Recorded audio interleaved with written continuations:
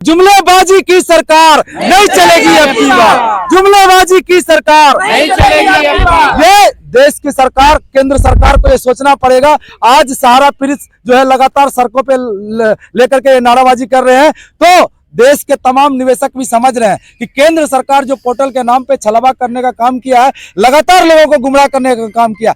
BJP को कहते आई है कि हम देश के गरीबों के लिए अपनी सरकार को बना रहे हैं, लेकिन हिंदुस्तान के वही 10 करोड़ गरीब परिवार उनको दिखाई नहीं दे रहा है, गरीब निवेशक दिखाई नहीं दे रहा।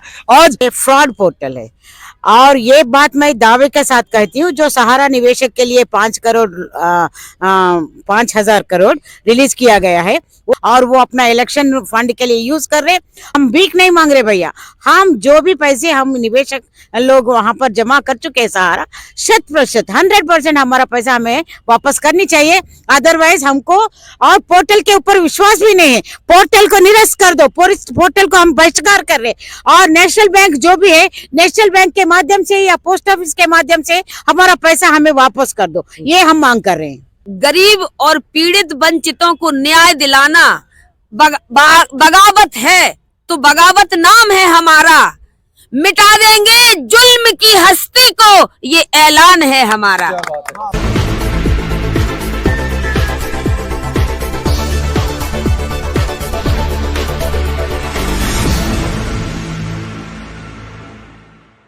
लोकतंत्र का सबसे बड़ा जो है चुनाव इसी साल 2024 में होने वाला है और लोकतंत्र में महाशक्ति के रूप में देश के 13 करोड़ पीड़ित निवेशक हैं, जिनके परिवारों की संख्या की जाए तो 60 से 65 करोड़ लोग हैं और हम लोग भारी पड़ेंगे। ये जुमलेबाजी की सरकार को लगातार सोचना होगा कि पोर्टल के नाम पे जो आपने छलने का काम किया, हिंदुस्तान के तमाम वो सारा पीड़ित निवेशक समझ चुके हैं सरकार की इस गंदी चाल को।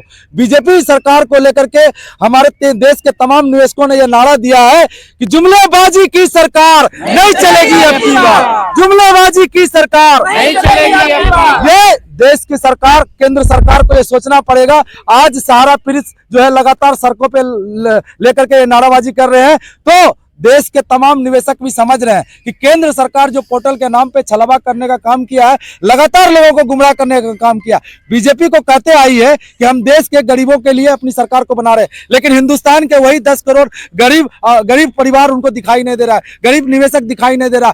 आज पूरे दिल्ली में 9 दिन से लगातार हिंदुस्तान के तमाम राज्य के प्रतिनिधि चेहरे के रूप में हम लोग दिखाई दे रहे हैं और दिल्ली में हर दरवाजा को वो हम ठटका रहे हैं, चाहे वो दिल्ली में शासक प्रशासक का तंत्र हो, चाहे लोकतंत्र पे चौथे स्तंभ पे कहलाने वाली राष्ट्रीय मीडिया, उन लोगों के पास भी हम लोग गए थे और हम लोगों ने गुहार लगाई, लेकिन राष्ट्रीय मीडिया भी कई सारा के मुद्दों को लेकर के दिखाई नहीं दे रही है। आज के डेट में कहीं ना कहीं बीजेपी गवर्नमेंट जो है सबको मुंह में जो है चुप्पी लगाने को लेकर के मोटा अपने आप को प्रतिनिधित्व के रूप में कर रही है और कहीं ना कहीं लोगों को इस्तेमाल कर रही है, गुमराह कर रही है। आज देखिए न्याय प्रणाली की बात हो रही है, कहां से है लोकतंत्र में न्याय की व्यवस्था, जब सुप्रीम कोर्ट के माननीय जज ने सारा निवेशकों को लेकर के 28 मार्च 2023 को 9 महीने का समय देते हुए भुगतान का आदेश दिया था, लेकिन आज सारा मामले में न्यायतंत्र की व्यवस्था भी खोखली नजर आ रही है। लोकतंत्र की कौन सी व्यवस्था है जो सहारा के मुद्दे के साथ खड़ा है? सिर्फ और सिर्फ हम जानते हैं कि ऐसे सोशल मीडिया के तौर पर आप जैसे लोग राष्ट्र न्यूज के तौर पर जो है दिखाई देते हैं। ये छोटे से जो सोशल मीडिया के न्यूज है, देश में सहारा निवेशकों को लेकर के अभूतपूर्व क्रांति लाने का प्रयास कर रहे हैं। पूरे मोर्चा की ओर से तमाम ऐसे साथी को हम धन्यवाद ज्ञापन देते हैं जो देश की पीड़ा को लेकर के लोकतंत्र में लगातार सरकार को दिखा दे रहे हैं कि इन सारा निवेशकों की मुद्दाओं को लेकर के सरकार गंभीर होकर के सोचे। तो चलिए एक सवाल हम यहाँ से ले लेते हैं। मैडम आप इधर आ जाइए और आप मुझे बताइए कि जिस तरीके से सहारा पोर्टल को लॉन्च किया गया, अब जब आप लोग उसमें आवेदन करते हैं, एप्लीकेशन करते हैं, तो उसमें डिफिशियंसी का मामला आ रहा है। वन थिंग, मैं तो लगातार 7 दिन लगातार सितंबर माह में 2023 सितंबर में लगातार 7 डेज जो सीआरसी ऑफिस पे गई थी। हमें तो पोर्टल पे कोई विश्वास नहीं है। नंबर 1, पोर्टल तो एक क्या कहते हैं फ्रॉड पोर्टल है और ये बात मैं दावे के साथ कहती हूँ, जो सहारा निवेशक के लिए 5,000 करोड़ रिलीज किया गया है, वो 5,000 करोड़ सरकार के खजाने में चले गए, वो सरकार के ट्रेजरी में चले गया है। कोई हमारे लिए, क्योंकि हम अगर सरकार बोलेगा ये पैसा हम लोग यूज करेंगे तो कोई निवेशक उसके लिए राजी नहीं होंगे। तो दावे के साथ ये कहूंगी ये सरकारी के ट्रेजरी में चले गए और वो अपना इलेक्शन फंड के लिए यूज कर रहे, और बाद में आफ्टर इलेक्शंस में भी हो सकता है वो हमारे लिए फंड रिलीज कर सकते हैं। लेकिन हम भीख नहीं मांग रहे भैया, हम जो भी पैसे हम निवेशक लोग वहां पर जमा कर चुके हैं सहारा, 100% हमारा पैसा हमें वापस करनी चाहिए। अदरवाइज हमको और पोर्टल के ऊपर विश्वास भी नहीं है, पोर्टल को निरस्त कर दो, पोर्टल को हम बहिष्कार कर रहे, और नेशनल बैंक जो भी है नेशनल बैंक के माध्यम से या पोस्ट ऑफिस के माध्यम से हमारा पैसा हमें वापस कर दो, ये हम मांग कर रहे हैं। अच्छा, ये आप दिल्ली की प्रमुख महिला में हैं, आप मुझे बताइए किस तरीके से पूरे धरना प्रदर्शन को आप देखते हैं, क्योंकि जो संख्या बल यहाँ पे है ये तो सिर्फ एक क्या बोलते हैं कि ये एक दिखावा है बस।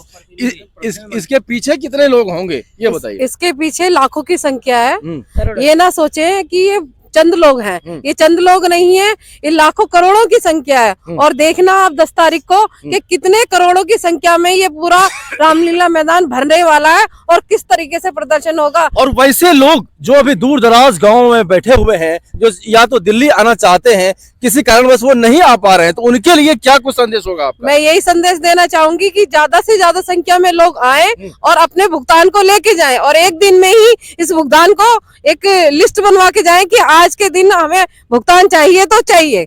मतलब आगे की सोचना ही नहीं है कि आगे हमें क्या करना है। अब जैसे मोदी जी का एक क्लिक चल रहा है हर जगह के कि 22 तारीख को ये करना चाहिए वो करना चाहिए, क्या ये 13 करोड़ लोगों की बात उन्हें सुनाई नहीं दे रही है, दिखाई नहीं दे रही है? 27 तारीख से हम धरने पे बैठे हुए हैं, वो धरने वाली बात ऐसा नहीं है उनके कानों तक नहीं जा रही, लेकिन उन्हें हमारी पीड़ा समझ में नहीं आ रही। उनको हमारी पीड़ा समझनी पड़ेगी, उसके लिए हम आंदोलन को जारी रखेंगे, तब तक जारी रखेंगे जब तक हमारी अंतिम सांस ना रहे। दिल्ली के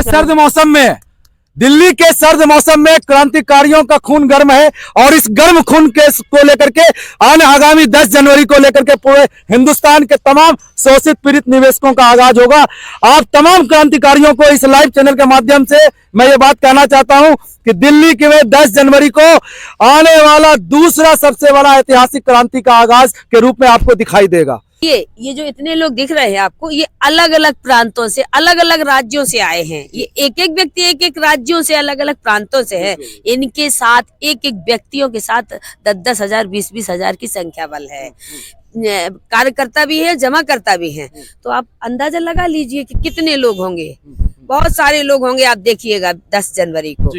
और एक चीज मैं बोलना चाहूंगी कि अगर गरीब और पीड़ित वंचितों को न्याय दिलाना बगावत है तो बगावत नाम है हमारा।